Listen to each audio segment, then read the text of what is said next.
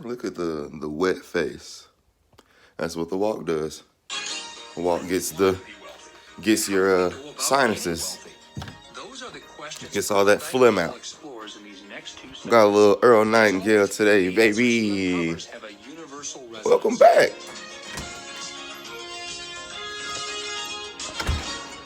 Oh, I always do these with the front-facing camera. Or the back. That's cool. I'll turn y'all around. Here's a question for you. Given the choice, which country you'd rather live in? Oh, no, I the won't. richest country on earth or the poorest? Which would you live in? There's a big truck coming. You're probably saying to yourself, that's without doubt the most stupid question I've ever heard in my life. You would, of course, rather live in a rich country.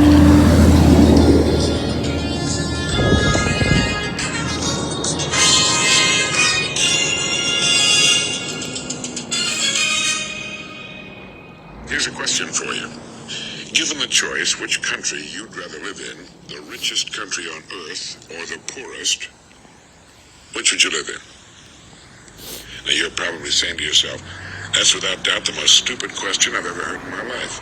You would, of course, rather live in a rich country than you would in a poor country. Anyone would, at least theoretically.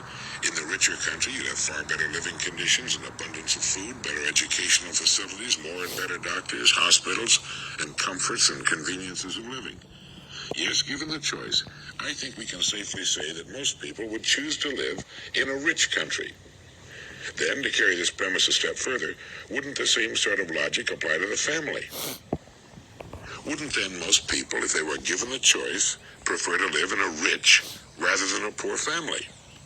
Now, right here, a lot of people will say, whoa, wait a minute. It's all right for a country to be rich and able to confer upon its citizens the many benefits which wealth commands, but a family, now, wait a minute, let me think a minute. Somehow people get the idea that while it's wonderful to live in a rich country, there's something wrong with a family desiring the same thing. Doesn't make much sense, does it? Now, I'm not suggesting that a family make getting rich its only goal any more than getting rich is the only goal of a rich country. Far from it.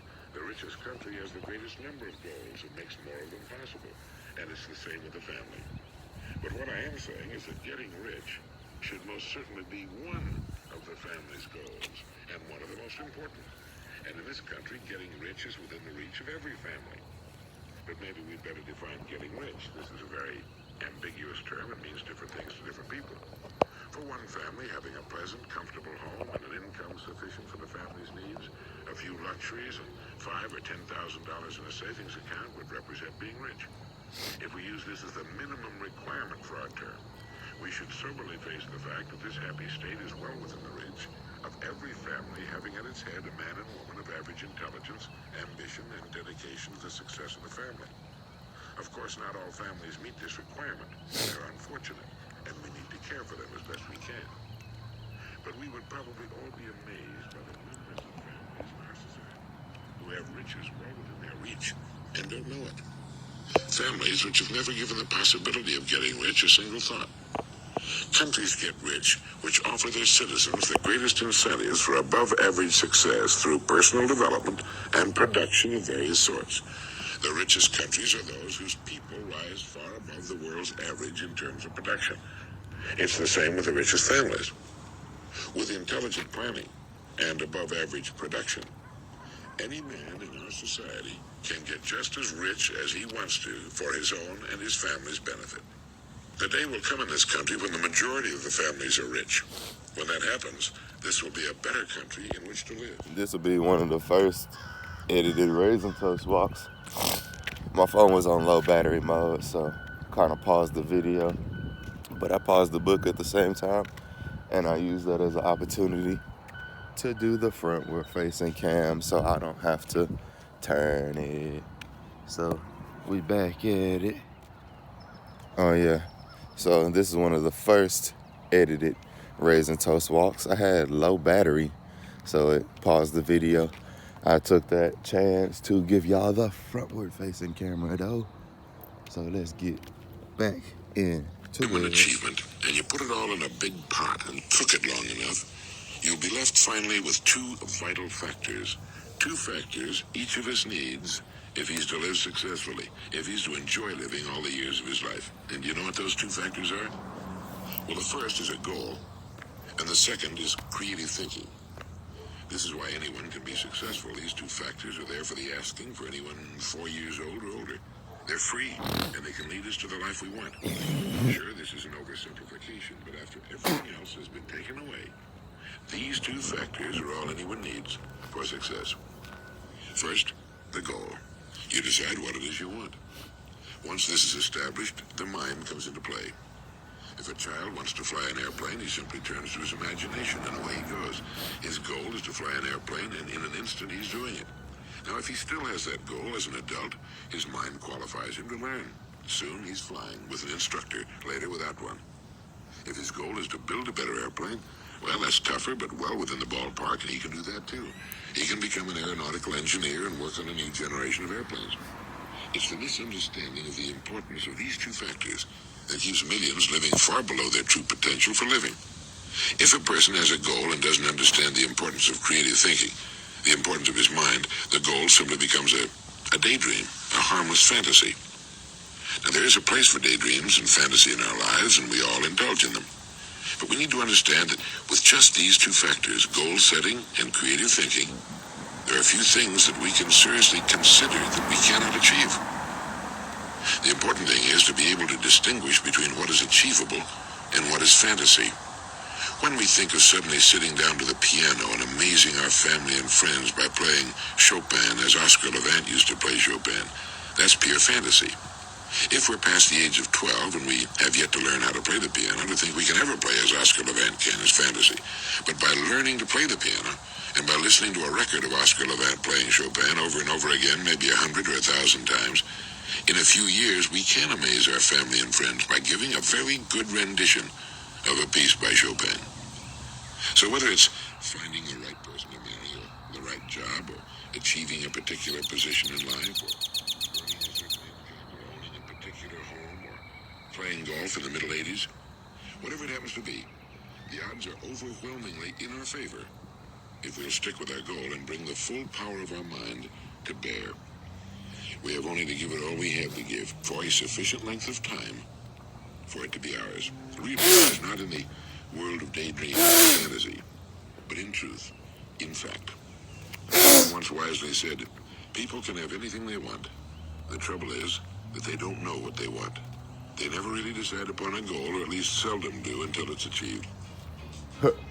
That was Earl Nightingale, a man who enjoyed great wealth and great personal fulfillment in his lifetime, with some of his secrets for achieving both.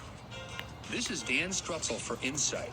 If you enjoyed the ideas discussed in this issue on the wealthy mindset, you'll want to check out Nightingale Conant's brand new monthly program, Wealth Masters. For more information on this phenomenal new program featuring some of the best known... Okay. Well, since this is the first edited Raisin Toast Walk, this will also be the first Raisin Toast Walk where I talk and I read the books. So the first part he was asking, would you rather be in a rich country or a poor country? Rich family or a poor family? Would you rather be a rich person yourself or a poor person yourself? I just love how that third question was the first question that he wanted to ask. But the way the human brain works, we're very likely to resist the correct answer if it doesn't correlate with the actions we've been taking in our own lives.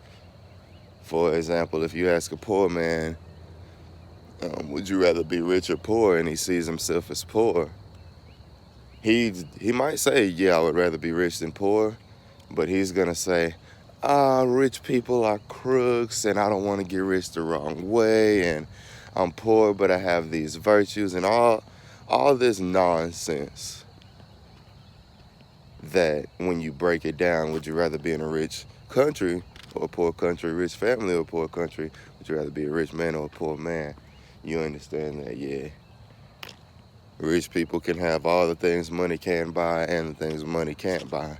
Poor people can have all the things money can't buy, but they can't have the things money can buy. It's tragic.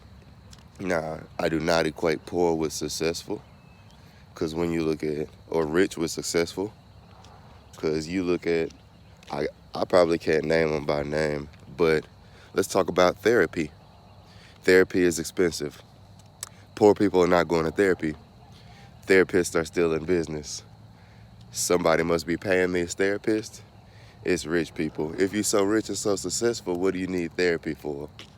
Well, something must be going on. So there's such thing as financial success without mental success without physical success without spiritual success, and all of those things need to meld together. There's multimillionaires that are paying for therapy because they can't get the love, they can't buy the love that they truly crave. It's crazy. And there are some truly successful people with no money. You think of a Gandhi or Mother Teresa, tremendously successful. But I'm not trying to go out on the weekend with them. They're not picking up any bills. Versus like a Wolf of Wall Street type that ran up boatloads of money in the short run. But when you make fast money and it's not genuine, and you gotta continue to supply that value, because that's all money is. Your ability to supply value. I'll pay you for how much value you can supply me. You could come in for 1 hour and make me $3,000. Sure, I'll give you $1,000 an hour all day. You make the company $500 million this year, I can easily give you 6 figures all day. You made us $500 million, that's chicken feed. I give you $100,000. Things like that. What was that second part of the book about? That's what I was trying to get into. Let me bring it back. I wanted to talk about that. Seemed interesting. Let's see. Whatever it happens to be, the Oh, odds are goals. overwhelmingly in our favor if we'll stick with our goal and. Yeah.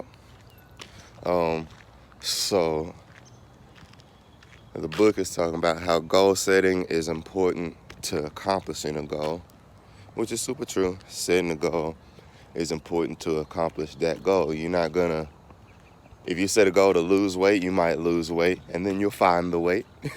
That's what we do with the stuff we lose. But if you write down a piece of paper, I weigh 170 pounds by January 1st, 2010. I know it's 2020 now, so I put it in the past for y'all.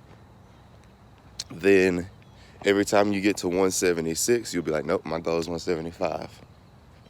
And you'll get there. Your brain will be a target onto that. But I want to talk about big goals, life goals, dream goals. And another very powerful motivator of goals. Me, I found my life goal. I found out what I want to do that will fulfill me mentally, physically, spiritually. It'll make me happy. I've created my own job. And it's not this YouTube, but this would be a dope job too. Sadly, I don't work there yet. I haven't manifested it physically yet, but it's in here. I've written it out. I know what it is very specifically, and that's going to be my dream job. But what that idea does, what that image does, is it makes the day-to-day struggles so easy. They feel like wrinkles in pants, bro. They feel day-to-day struggles that would be life-changing and jaw-dropping for somebody. They feel like breezes in the wind, bro. When your goal is huge and powerful and requires manpower and cooperation and money and time and energy and effort, struggle, tears. When your end goal, you know, is gonna require investment and time and failure and getting back up and trying again and failing again and getting back up to accomplish your dream. When somebody tells you, hey, you get off at 5 and hold on, can you stay till 5:30? That's a wrinkle in the jeans. I can easily do that, fam. 30 extra minutes, easy. Because I know my real dream, my real goal is gonna break my fucking back. My real dream, my real goal is gonna have me shedding tears. Real dream, real goal is gonna have me up days on end. I can't go to sleep tonight because we getting this done for the people. My real dream, my real goal, what I really want to do for y'all, what I want to give to y'all, the philanthropy, is going to be much more difficult than, hey, I know this is not in your job description, but can you run and go do it real quick? Hey, I know we hired you. I know we hired you to cook the popcorn, but can you go clean that toilet? And that's nothing for me. You know what I'm saying? Hey, I know I told you you'll be working 5 minutes from home, but today I need you to drive 45 minutes from home. Is that okay with you? I know it's okay with you. Who else could we ask? You've shown us all this time. Who else could we ask? And people think, oh, that's just you kissing butt so you could keep your job now. Imagine me ever having fear about my job. No such thing as a stable job. Only such thing as a stable man. And no jobs are stable. It's CEOs right now, midst Corona, getting fired on their day off. CEOs fired. Who are you even getting fired by? By the customer. You know what I'm saying? Ain't no more customer. Business owners fired. Oh, where do you work at? I'm a business owner. I'm fired. If I had to fire myself. There's no such thing as a secure job, only secure people. And it's crazy. A lot of people at my job now ain't working no more. Now, is that job gonna make or break them? Nope, because my coworkers are some secure people. I know a lot of them that, hey, Zumi say we can't pay, I ain't wanna put, y'all know where I work. Hey, we can't pay y'all anymore for the rest of this month. A lot of people, masses, would say, oh, that's the end of the world. I won't be able to pay for anything anymore. I'm gonna be poor and I'll die. And this is just the worst thing. But a stable man, smart man, and this is women too.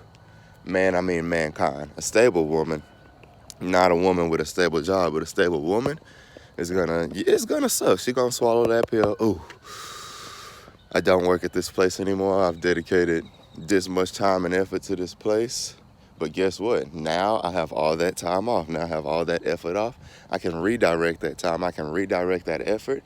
And all that time and effort that I gave them, if I was improving, which I was supposed to be doing over the course that I was there, now I'm better. So if I give that same amount of time, I should be able to produce at least double the productivity. So let me go look for a job that pays at least double. Or at least 1.5 times what I was making. If I know that I'm better than what I was giving them, then the next people can easily afford to pay me what they were giving me or more, because I'm producing more. That goal, this is my last lap, so I just want to go back to the goal.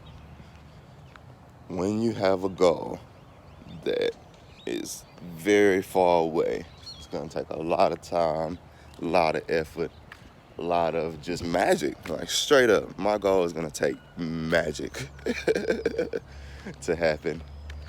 It's very easy to take a walk around the neighborhood when you don't want to, because I could still be sleeping 30 extra minutes of sleep, or get out here and walk. But I don't walk because my goal for today is to walk. And my goal for today is to walk. So yeah, I could check off the goal for today. Yeah, my goal for today is to make my bed. I made my bed right when I got up. Check that goal off. But the reason I have those little goals every day is because I'm progressing toward that end goal. And in the meantime, I have to build myself into the type of person that can be that end goal. If all of a sudden you go from your alarm rings, your opportunity clock rings, and you want to sleep 30 extra minutes, 40 extra minutes, you go from that one day to now you own a business. You're not the type of person that can own that, but you have to turn yourself into the type of person that can do those things. If you're a firm believer of I'm only doing what I get paid to do, then guess what? You only gonna make what you do. You'll never have negotiation room to tell them to pay you more because you only do what you pay to do. They'll be like, you gonna come to work frustrated one day. Man, I'm tired of making this much an hour. They're gonna say, well, do more. I'm not doing all that. Y'all don't pay me to do that.